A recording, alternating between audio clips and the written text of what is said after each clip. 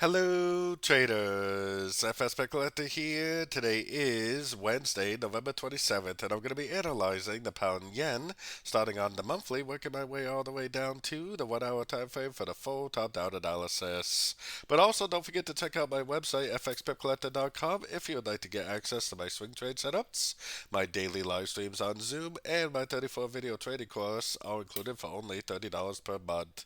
So anyways, on the pound yen, I still am looking at this as likely being an ABC of 4 before it actually goes up again to make the wave 5 to complete this very, very clear 5-wave uptrend, which is either a wave C or maybe even turning into a wave 3. So let's take it down to the weekly time frame. On the weekly time frame, I think we're already going down for the C. I think this is the A. I think this is the B. I think we're potentially going to go down and make a C of wave 4. So taking it down to the daily time frame. On the daily time frame, I think that there's no doubt in my mind that we're going down, obviously. I have this Fibonacci retracement on the whole move up, which I'm moving it right now just to get the whole move. Not because I'm looking for a reversal, but because these Fibonacci levels are often areas of resistance. I do believe that the market's going to keep on trending down from here in a wave C, but these Fibonacci levels will likely be areas where the market will make a bounce, which is great news for us because we could potentially go short again for the continuation of the downtrend. Taking it down to the 4 hour time frame. So on the 4 hour time frame, I'm definitely looking for shorts, but I'm definitely not looking to go short now.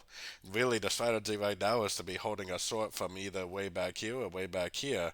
I definitely wouldn't be trying to go short now, and I also wouldn't be trying to go long because I only trade in one direction.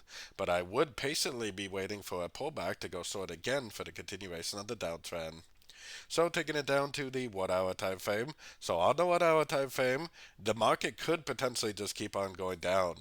So don't think because I'm drawing this means that the market's going to go up. I'm just drawing this to represent that this is what I'm waiting for my next entry to go short. I'm waiting for a 1, 2, 3 way pullback.